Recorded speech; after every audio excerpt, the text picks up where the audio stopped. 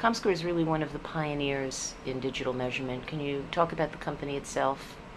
Sure, sure. So I think the way we look at it now is that we have four core business lines. One is audience analytics. That's probably the thing that people most know us for, the media metrics product line, audience measurement for the internet.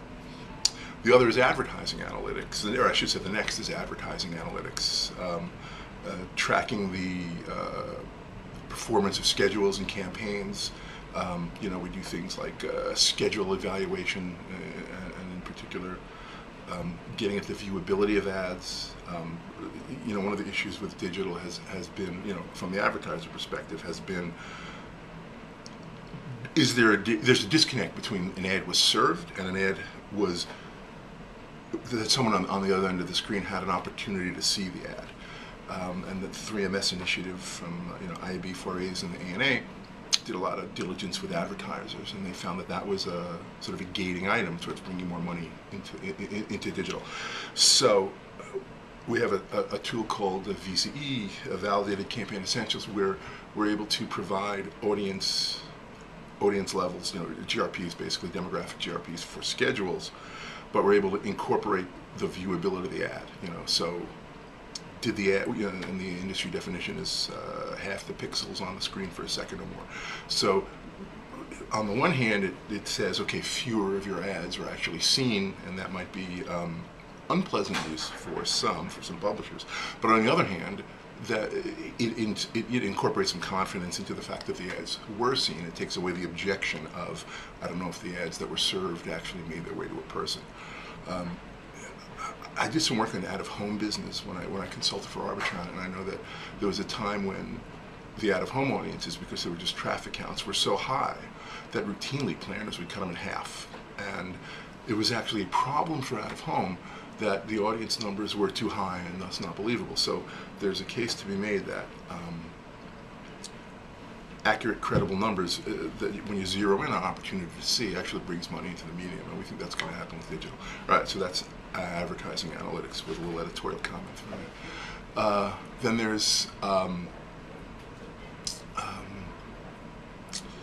web analytics or digital analytics, which is site-centric data. We bought a company, we bought two companies. We bought Certifica in Latin America, I think 2010, and then maybe 2009, and then Nedstat in Amsterdam, and incorporated the technology, especially from Nedstat, and introduced a product or a suite of tools that we call digital analytics that are basically site-centric DMP, data management platform tools that publishers can use. And then the last thing is mobile analytics, and that really is grounded in a business called Nexius that we acquired a couple years ago, that provides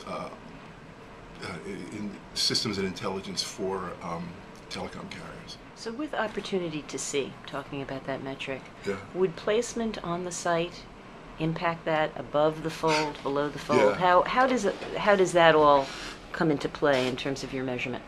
Well, so placement on the site is absolutely an issue, but above the fold, the first thing that people think is, oh, I'll get more credit for inventory above the fold. But I think more importantly, you get to learn how inventory behaves on pages. So, for example, a page where there is a long, engaging article, where let's say the headline is 2/3 down on the page because there's branding and navigation on the top of the screen. So sometimes it's actually ads below the fold that perform better, at least below the initial fold. A lot of it has to do with the way people interact with the content. So yeah, the first thing you find out is that being above the fold is a good thing, and if your ad is way down at the page and no one ever scrolls that far, no one ever has the chance to see it. But the second thing is probably more I think profoundly interesting to buyers and sellers is that I'm trying so hard not to use this phrase, but I have no choice. The gold below the fold. Right?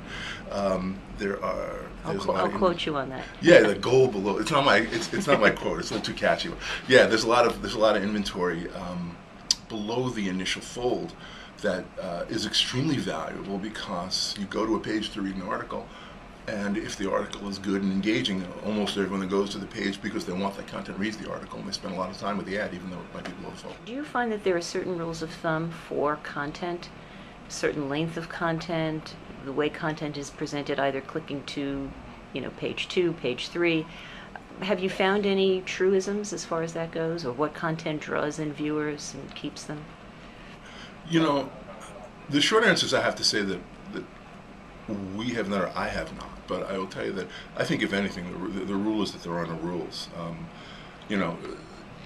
Once upon a time, it's interesting, when the web started out, the metaphor that we all sort of migrated to was a magazine, right?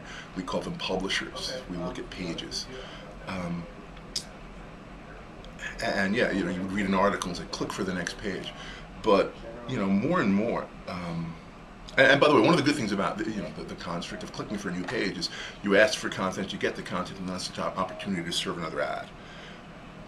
And it also enables the counting of ads to be a little bit closer to the counting of pages. But, increasingly there are technologies that let the publisher dynamically serve and refresh content. So, you could be on Google Maps, for example, and navigate around a map, zoom in, zoom out, and it's all a page view. You're interacting with content. Same thing with Facebook. You can be on a Facebook page. You can go to your, let's say, your feed on Facebook, and there is no page 2. You can just keep scrolling and scrolling and scrolling. It's all a single page, a page view, quote unquote. So I personally tend to think that the metric of the page view is going to decrease over time in importance. There was, when I joined Comscore 5 years ago, and when I joined Comscore, there were already articles on, is the page view dead? Clearly the page view is not dead, but if I were to predict, I might predict that you'll see a migration toward a new metric, which might be called events or actions. So if you go on, if you're on say a Facebook page and there's a poll, you vote on the poll, that's an event. So you've interacted with the page, and as a result of your interaction, you're going to get a new piece of content, but it's still the same page. So requesting a new page would also be an event, but that's a page-changing event. So I think what you might find is that we or others might, we're not planning to do this, but I know we've talked about it. So you might start seeing the tracking of events as a more granular interaction with the content than the page. So you'll see events, pages, and duration, and then over time, once you've got the event metric, it would free people up to rely less on pages. Pages can't go away because a whole lot of business is managed against page views. And then we're obviously we're sensitive to that, but I think that it's obviously going to decrease in importance, especially when more and more publishers don't serve their content in pages.